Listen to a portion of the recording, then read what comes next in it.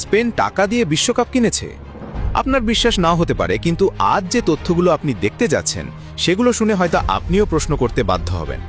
2026 বিশ্বকাপ কি সত্যিই শুধুই একটি ফুটবল টুর্নামেন্ট ছিল, নাকি সবকিছু আগেই পরিকল্পনা করা হয়েছিল? কেন একের পর এক অদ্ভুত ঘটনা শুধু স্পেনের পথই সহজ করে দিল? কেন গুরুত্বপূর্ণ ম্যাচগুলোতে প্রতিপক্ষের তারকা খেলোয়াড়েরাই হঠাৎ মাঠ ছাড়লেন? এগুলো কি শুধুই কাকতালীয়, নাকি এর পেছনে লুকিয়ে আছে এমন এক রহস্য যা এখনও বিশ্বের সামনে আসেনি? চলুন শুরু থেকে শেষ পর্যন্ত পুরো বিষয়টি জেনে নেওয়া যাক। আগে ফাইনাল নিয়ে একটু কথা বলে নিই। আর্জেন্টিনা বনাম স্পেন ম্যাচে অনেক নাটক হয়েছে, বিশেষ করে ড্রেসিং রুমের সেই ভাইরাল ভিডিওর রহস্য আজও কেউ জানে না। তবে কিছু একটা হয়েছিল। চলুন এবার মূল প্রসঙ্গে আসা যাক। স্পেনকে ফিফা সবসময় সুবিধা দিয়েছে। ফিফার পরিকল্পনাই ছিল স্পেনকে ফাইনালে জেতানো। আপনি বিশ্বাস নাও করতে পারেন, কিন্তু আজ সেটাই প্রমাণ করার চেষ্টা করব। স্পেন রাউন্ড অফ 16-এ ওঠার পর থেকেই নাটক শুরু। রাউন্ড অফ 16-এ স্পেন খেলেছিল পর্তুগালের বিপক্ষে। ম্যাচের 56 মিনিটে হঠাৎ করেই ইনজুরির কারণে নুনো মেন্ডেসকে মাঠ থেকে তুলে নেওয়া হয়।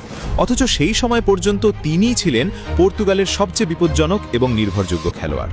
তাকে মাঠ থেকে তুলে নেওয়ার পরই যেন পুরো রক্ষণভাগই ভেঙে পড়ে। প্রশ্ন হলো, এমন কি হয়েছিল যে এত গুরুত্বপূর্ণ একটি নকআউট ম্যাচে মাত্র 56 মিনিটেই তাকে মাঠ ছাড়তে হলো? এরপর কোয়ার্টার ফাইনালে বেলজিয়ামের বিপক্ষে ম্যাচ। 70 মিনিট পর্যন্ত স্কোর ছিল 1-1। বেলজিয়ামের গোলরক্ষক কোর্তোয়া একের পর এক দুর্দান্ত সেভ করে স্পেনকে আটকে রেখেছিলেন, কিন্তু ঠিক সেই সময়ই ইনজুরির কারণে তাকে বদলি করা হয়।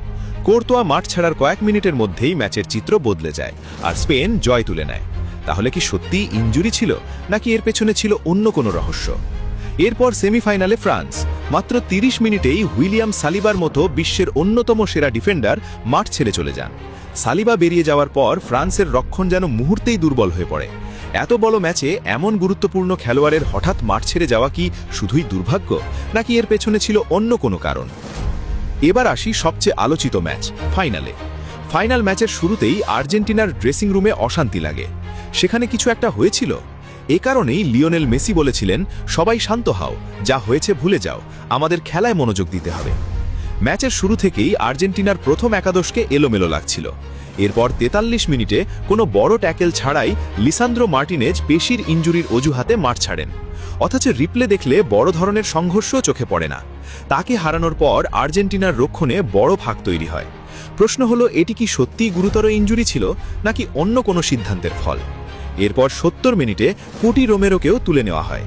যে খেলোয়াড় পুরো টুর্নামেন্টে আর্জেন্টিনার রক্ষণ সামলেছেন, বিশ্বকাপ ফাইনালের মতো ম্যাচেও তাকে মাঠের বাইরে যেতে হলো। রোমেরো বেরিয়ে যাওয়ার পর আর্জেন্টিনার ডিফেন্স সম্পূর্ণ অগোছালো হয়ে যায়। এত গুরুত্বপূর্ণ মুহূর্তে এমন সিদ্ধান্ত কি সত্যিই স্বাভাবিক ছিল? অন্যদিকে লাউতারো মার্টিনেজকে একবারের জন্যও নামানোর চেষ্টা করলেন না স্কালোনি। 70 মিনিটেই তিনি 5 জন খেলোয়াড় বদল করলেন। তবুও লাউতারো মার্টিনেজকে মাঠে নামানো হলো না। পুরো ম্যাচেই তাকে দেখা গেল না। যে মার্টিনেজ আর্জেন্টিনাকে ফাইনালে তুলেছিলেন, সেই মার্টিনেজকেই ফাইনালে খেলানো হলো না। আরও একটি গুরুত্বপূর্ণ বিষয়, ফেরান তোরেস যখন গোল করেন, তখন সিমিওনে তাকে আটকানোর বদলে নিজের মোজা ঠিক করতেই ব্যস্ত ছিলেন। মানে যেভাবেই হোক আর্জেন্টিনাকে হারতেই হবে। স্পেন গোল দিতে পারছিল না, আর তখন আর্জেন্টিনার খেলোয়াড়েরা একে একে ইনজুরির অজুহাতে মাঠ ছেড়ে যাচ্ছিল। শুধু আর্জেন্টিনার খেলোয়াড় না, পর্তুগাল, বেলজিয়াম, ফ্রান্সের খেলোয়াড়েরও ঠিক একই কাজ করেছে। আরও একটি গুরুত্বপূর্ণ বিষয়, আর্জেন্টিনার কোনো খেলোয়াড়ের পরিবার মাঠে খেলা দেখতে আসেনি। লিওনেল মেসির স্ত্রী এবং সন্তানরাও ছিলেন না। কিন্তু কেন? আরও একটি গুরুত্বপূর্ণ বিষয়, ম্যাচ শেষে পুরস্কার নেওয়ার সময় কুটি রোমেরো ডোনাল্ড ট্রাম্পের সঙ্গে হাত মেলাননি। আর্জেন্টিনার আরও কয়েকজন খেলোয়াড়ও হাত মেলাননি। এখন আমার প্রশ্ন হলো, স্পেনের বিপক্ষেই কেন Nuno Mendes, Karatoya, Saliba, Lisandro Martinez এবং কুটি রোমেরোর মতো তারকা খেলোয়াড়দের ইনজুরিতে পড়তে হয়?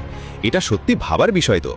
এগুলো কি শুধুই কাকতালীয় ঘটনা, নাকি এমন কোনো সত্য লুকিয়ে আছে যা এখনও প্রকাশে আসেনি?